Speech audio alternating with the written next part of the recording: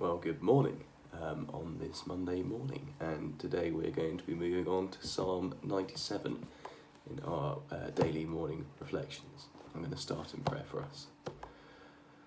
Lord Jesus, thank you for your support of us during this lockdown times. Help us to trust you through these times. May your plans be done, not our will, but your be done, and help us to trust that you are working through this, no matter how hard it may seem to us at the moment. Help us to remember that you are sovereign and Lord over all, and that our prayers will be heard by you. And I think we really need to remind ourselves that, God, you are so much bigger than all of this that's going on. Help us to remember that whenever we may feel down or worried about what's going on. Amen.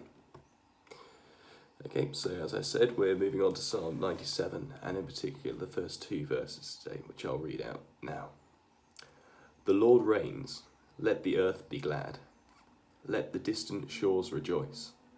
Clouds and thick darkness surround him. Righteousness and justice are the foundation of his throne.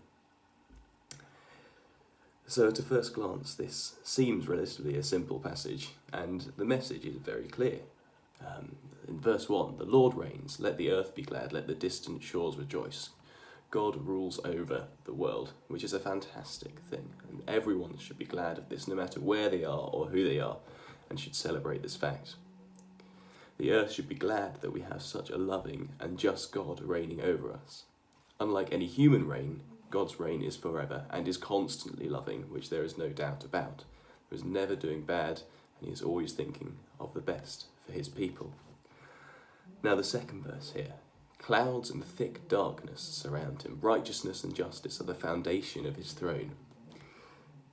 Now, at a first glance, that doesn't really appear to go with the first verse and what we think of God immediately. Thick darkness, clouds. What is this darkness when God is a God of light? Jesus said, I am the light of the world. As previously referred to, God is both righteous and just, which is why we should be glad that he reigns. And these darkness and storms that surround him show the mystery of God, despite the fact that God is loving and that we know he wants best for us. God is still all-powerful, and we cannot fully understand God. In Ecclesiastes 8, it says, I saw all that God has done. Nobody can understand what God does here on earth. No matter how hard people try to understand it, they cannot. And again in Job, chapter 36, verse 26, how great is God beyond our understanding. The number of his years is past finding out. There is this great mystery and power to God.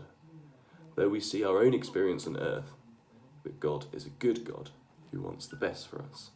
And this awesomeness and mystery and power is why he is so incredible for us. This is why what we must remember in this time, that we have to trust God, who is a good God. Although we cannot fully understand God, we know that he has a plan for each of our lives. He is sovereign, ruling with righteousness and justice over the world, which we should rejoice about.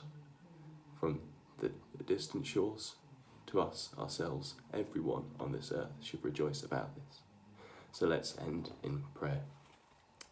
Father, thank you that you are a ruler over the earth and that you rule with righteousness and justice. Help us to trust in your plan despite the difficult times facing us. And may your will be done through these difficult times. Help us to trust in your plan that is the best for every one of us. Thank you that you are so amazing beyond our understanding, and that your power and majesty we cannot fully comprehend. Help us to rejoice because of you and share the good news that you reign over the universe. Amen.